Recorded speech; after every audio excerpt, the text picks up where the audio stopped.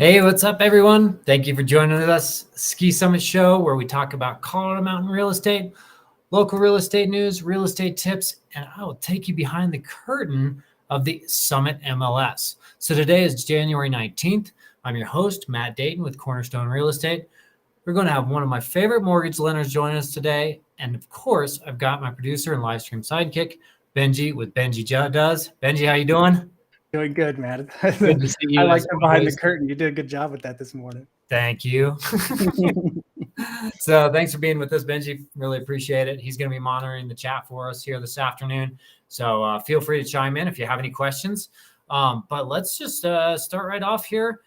I've got Chris Magnotta with us today from Elevate Home Loans. I've known Chris for several years.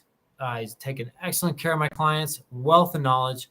Chris, thanks so much for taking the time out of your busy schedule just to take a little chat with us and inform us on what's going on in the lending world. So thanks for being here. Glad to. Thanks for having me. And I got to say, I'm a little jealous. We got good snow the night before last, but Steamboat gives me some powder envy. Yeah, we've been getting hammered. It's been pretty good. I think we're over 260 inches already this year, and I'm trying to ski every single one of the 260. Good for you, man. Did you get out there this morning? I did, and it was really good. I am jealous. Don't tell me anymore. It was terrible. There was no sun. There was no powder. That's all you need to know. All right, that's what I wanted to hear. Perfect. It was horrible. No fun had. No fun. So I get a couple email videos from you every week, Chris, and one of them is update on kind of just mortgage industry, interest rates, etc. And the other one is a Wealth Wednesday. So thanks for sending those. I watch them nearly every week. So Chris, a finance major, has done a lot better than me with his investments. Chris, I've seen some very calculated, bold moves that you've taken as I've kind of followed you and watched you in your videos and known you. And you have a very pragmatic and disciplined approach to your investments. So what's your philosophy behind your investing? Yeah, no, great question. I think I have kind of a lot of bullet points that I've stolen from really good investors. So I think first and foremost, I abide by what I call the bigger pile theory, and which the bigger pile theory is like, if you see somebody that has done a really good job of investing or has a lot more money than you, assets than you, whatever is like the top of their game, like those are the people that you want to emulate. I think a lot of people get sidetracked by finding, investment tips online or talking to a financial advisor that may not be experienced and may not even maybe broke or whatever it is. I think a lot of people get sucked into different areas, and I think it can be distracting. So I think, rule number one is the bigger pile theory. And I think that I look at different people in both real estate and outside of real estate for that. But I stick with a lot of just really basic stuff. So I think a lot of people might think that my investment strategy can be a little bit boring. I don't have a lot of, super sexy stocks. I don't make a lot of, speculative jumps. I really stick a lot with basics and fundamentals. I'm a huge fan of Warren Buffett. He would be someone I would consider in the bigger pile theory, someone to emulate, right?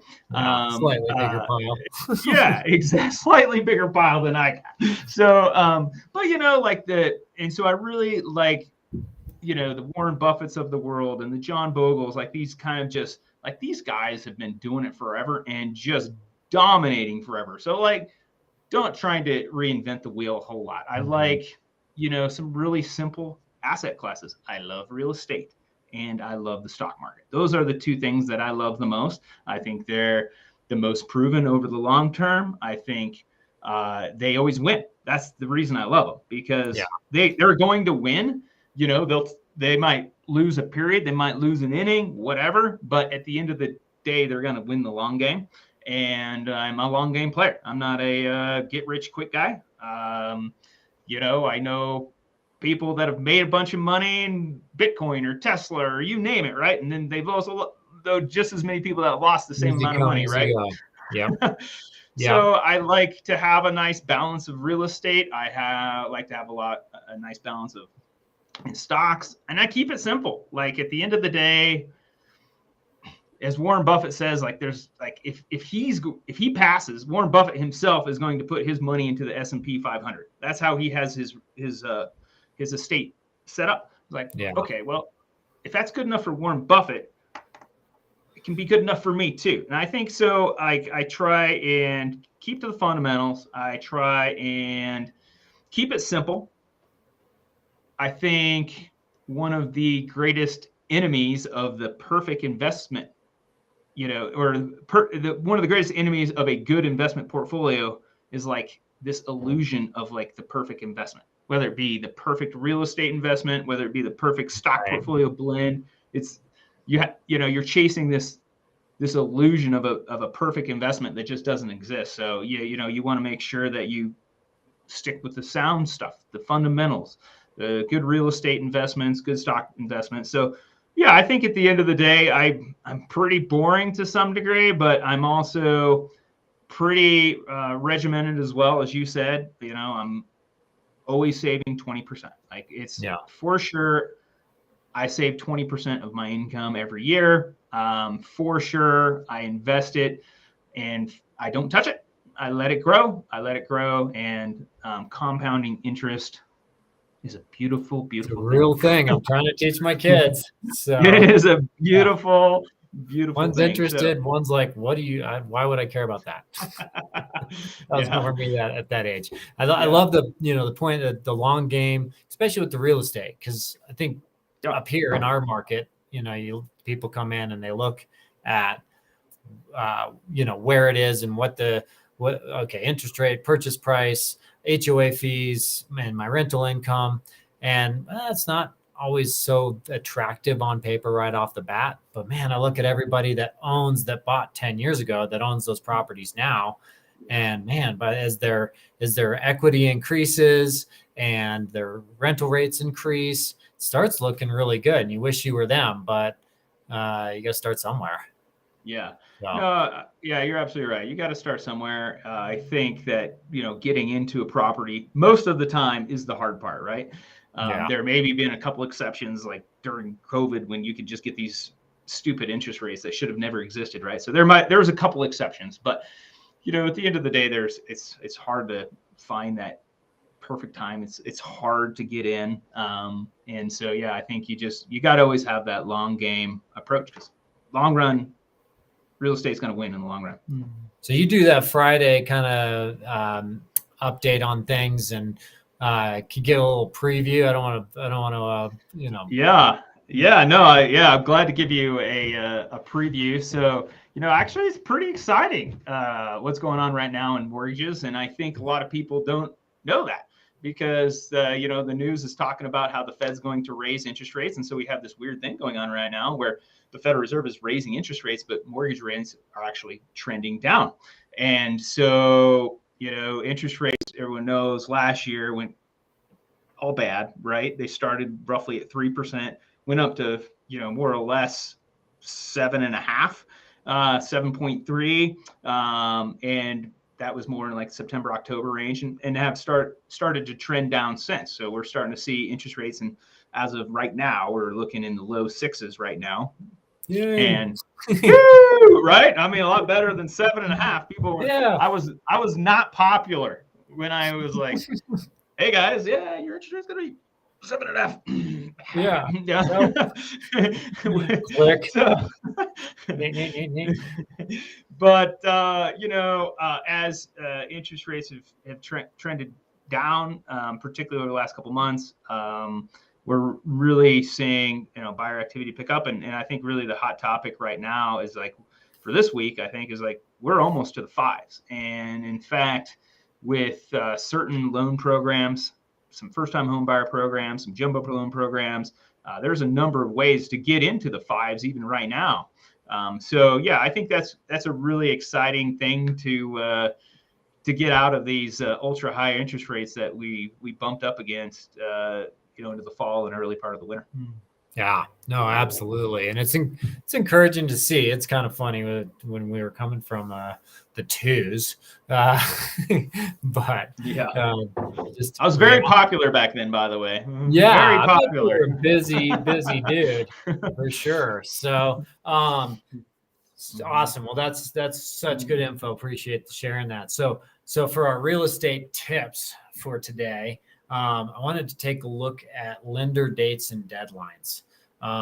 These are kind of always, there's some changes going on lately. So let's start with the loan application though. So what would you suggest? Like what do people need to kind of get prepared when they're thinking about purchasing a property and getting their ducks in a row? Yeah. So loan application deadlines, they're usually fairly early in the contract, right? You usually have them a week, sometimes less from when you go under contract. So it's that date when you really want to have your loan application buttoned up. Now, for a lot of people, it's actually super easy. And a lot of people are actually done with it before they even go under contract if they have like a good pre-approval in place. Because when you have, the elements of a loan application, there's 5 elements, but really it's about having your credit and your income and assets and all buttoned up. And if you have done a pre-approval, you've done that. So the last remaining piece of a loan application is a property address. So once you're under contract, you then have a property address. So a lot of people actually have the loan application complete as soon as they go under contract. But sometimes, as you know how it is, people are visiting and they weren't planning on buying a house, and then they drive down the road and they see that open house sign or whatever happens. They all of a sudden end up in a house and they're like, I got to have this house. And so then they don't have a pre-approval and they're putting offers, and we're trying to sometimes put together some last minute pre-approvals if we can. But so in those type of situations, that's, I think, where the loan application deadline is the most applicable, because they don't have necessarily their ducks in a row until after they're under contract. Right. You guys done a great job of quick turnarounds, as long as people get the stuff in, right? As long as they get the stuff in. Yeah, absolutely. So loan terms deadline, that's new, just in that's last year that was put into the contract. So that's a little different than what we used to have. We used to have one just lump. This is it. And everything's packaged into that deadline. But now we broke it out. So, yeah. Which I thought was a pretty smart move, actually, by the Division of Real Estate, because what was happening is you had one deadline that kind of encompassed everything related to the loan. 3 days before closing. Right. And so like a buyer could literally back out of a contract 3 days prior to closing by saying, I just don't like my interest rate anymore. My payment's too high. My budget changed. Sorry. Totally subjective. And the seller, of course, would be in a difficult situation many times. So I think it was really good that they broke this up into 2 deadlines. The loan terms really are thinking about, like, what are the nuts and bolts of the loan? Is it a 30-year fix? What is the interest rate? What are the closing costs? What are the payments? Those are what I associate with the loan terms. And so what you want to do is make sure that you have that stuff buttoned in prior to your loan terms deadline. And for most people, not for everybody, but for most people, that means locking in your loan, locking in your interest rate, because once you pass that loan terms deadline, you can no longer get out of the contract just by saying, oh, my interest rate's too high. I don't like it anymore. I'm out. You can't do that. So you want to make sure that your interest rate's locked in with a reputable lender that is actually going to deliver that. And you can make sure that all your loan terms are good for you. That's, I think, the most important thing to know about the loan. And usually deadline. How far into the contract you want to have that loan terms deadline? I see quite a bit of variance on this, but I really don't think that you need a loan terms deadline any more than like 4 business days after you go under contract. Because if you can't figure out how to lock a loan or get your payment dialed in within 4 business days, then that's a problem. But there are exceptions. Like, hey, maybe someone's on a cruise out in the Caribbean or whatever. There are always exceptions. But I think at the end of the day, 4 business days after going under contract is a very reasonable deadline. And ultimately, we want to write offers and contracts that sellers are going to accept, right? So right. We want to make it attractive. Outside Absolutely. of money, there's a lot of other things that make a contract attractive. So for sure. Cool. And then last but not least, the loan availability. So I associate loan availability, it's a tricky word, with more like, hey, this is like your loan is good to go from an underwriting standpoint. So if you go past your loan availability deadline and all of a sudden your loan is no longer approvable, you have a big problem because you no longer have any leverage in that contract. Right. However, if you do have problems getting your loan, maybe for whatever reason, the lender didn't do their due diligence ahead of time. And, with the Rocket Mortgage Quicken pre-approve yourself type of things that are going on out there, there are, I think, almost 19% of pre-approvals out there that actually aren't good pre-approval. So, loan availability is really a good protection for the buyer to make sure that, hey, for sure their loan is approved. The underwriter is going to sign off on everything, whether it be, your income, whether it be your credit, your assets, your job history, appraisal. That's a big one, right? That's if it's a condo, that's a big one. You want to make sure the lender can approve the condo, or if it's a unique property with, a shared well or whatever kind of crazy stuff that can come in with real estate, you want to make sure that's all buttoned up and approved by the underwriter by your loan availability deadline. Yeah. Well, I like that you guys are underwriting buyers prior. If I've got a listing and somebody comes with a loan, say I got 2 offers with loans, or even one with cash. I mean, that loan that's got that underwritten pre-approval buyer, it's not as good. It's as good as it's going to get. So that's great that you guys do that. So, well, awesome. That wraps up that stuff. But what's your biggest real estate mistake? Biggest real estate mistake. So I had to think about this one a lot. I've done a lot of investing and up and down the Front Range and Summit County and Steamboat. So I've invested all over the place, and I definitely have done some things good, and I've definitely done some things not so good. So yeah, really kind of breaking it down. Like I have kind of a tale of 2 properties, and I'm going to use Summit County as my example here. So I bought a number of properties in Summit County. Matt, you've helped me with a number of those, so thank you very much. You've done a great job. But one of them, I did too much speculation on it, right? So I think a lot of times when you're buying in any resort community, like prices are high, and if you're leveraging, getting too much mortgage, like if you're really intending on cash flowing a property, if that's like one of your goals, that can be challenging right out of the gate.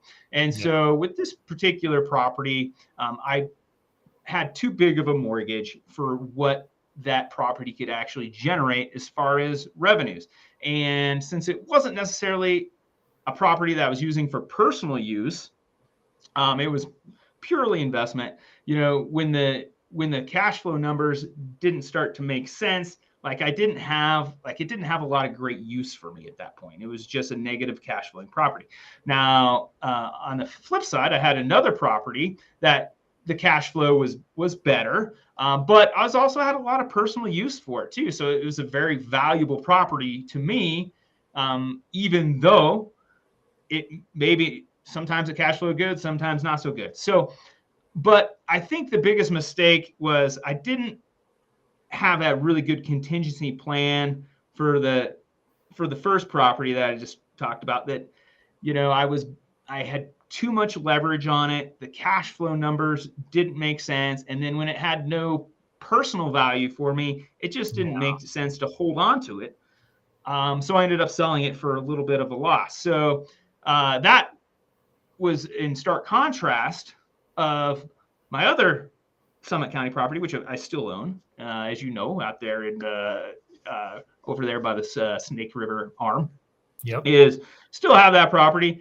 And sure, I've had it for a long time. And sure, like during 2008, the value of it went down, but it had a lot of value for me back then. I was still using it personally, and it still cash flowed okay. And so at the end of the day, it didn't matter that the value went down, because then of course it went back up and many, back up and then back up again. So at the end of the day, it didn't matter that that property went down in value because I had a good contingency usage for it. It made sense.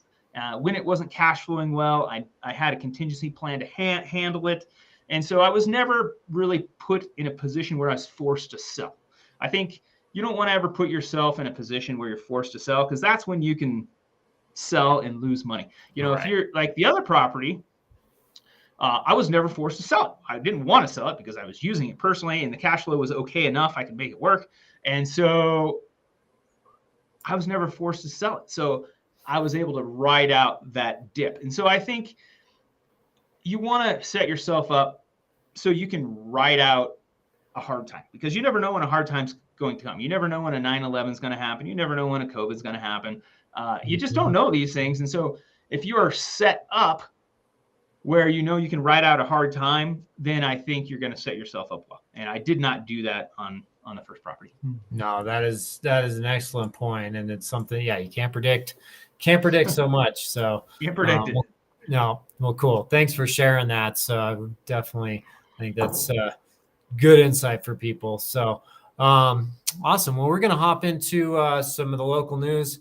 Definitely love to keep you around, Chris. Feel free. Yeah, I'll hang out. I love it. Peanut Gallery. So thanks so much for all your insight and intel, and definitely valuable information. So appreciate it.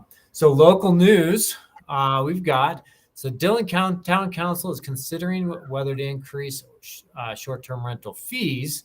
And then also associated with that, there was some conversation in this article about short-term rental caps.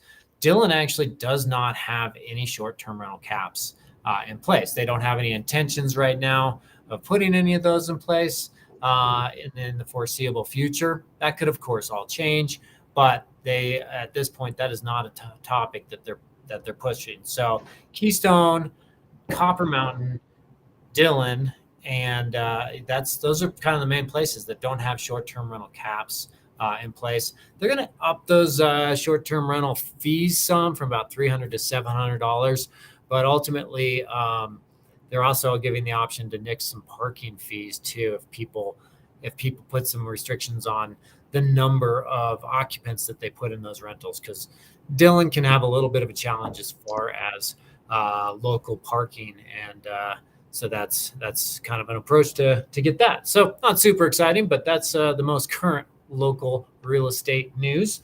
So but let's jump into the MLS. So we're going to take a look here. Let's see what we've seen in the past week for real estate in Summit County. So just a quick overview. For new listings, we had 31 properties going under contract, 43. So that's that. We're still around 250 active properties in our MLS. So pretty low standing inventory, definitely better than we were a year ago, but not where we want to be. I'd like to see that number up more closer to 700.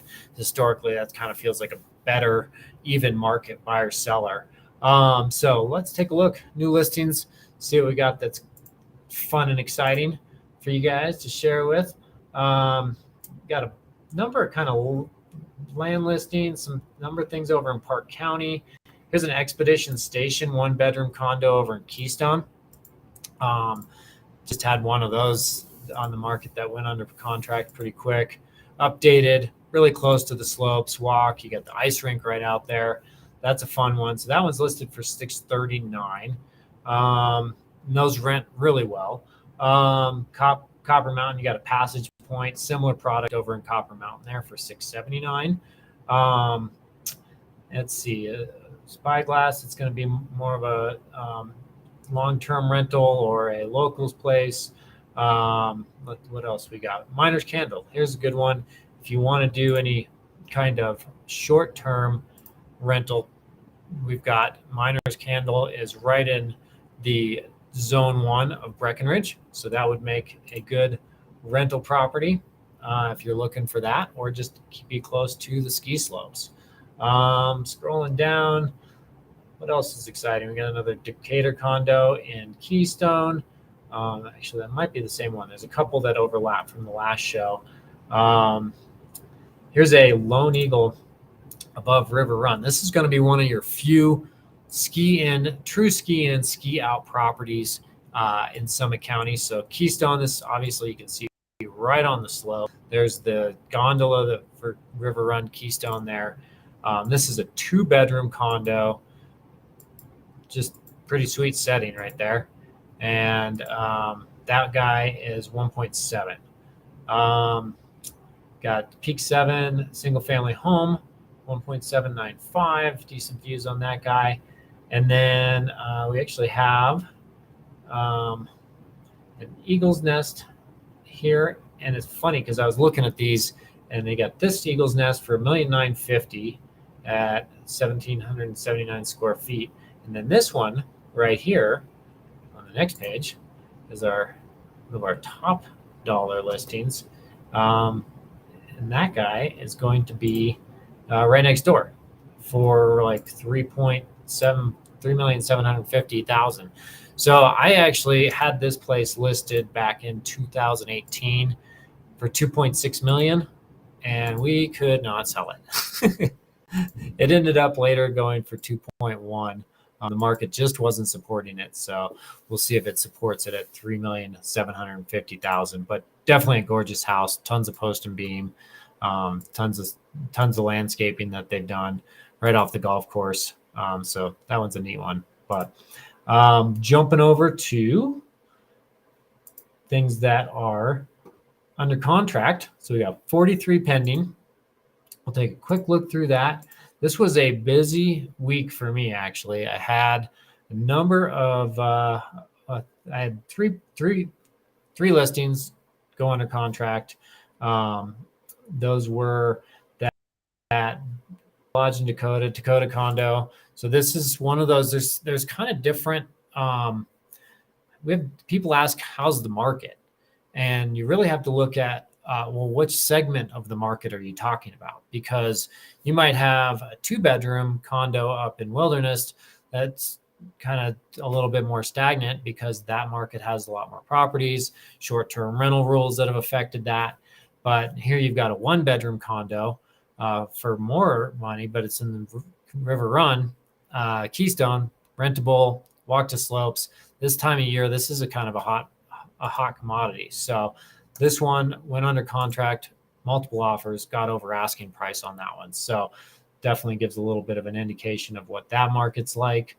And then this was another one. So here's another segment of the market. So this listing I put on and got just a ton of showings, a couple days. And again, we had 2 offers on this property and had a multiple offer situation.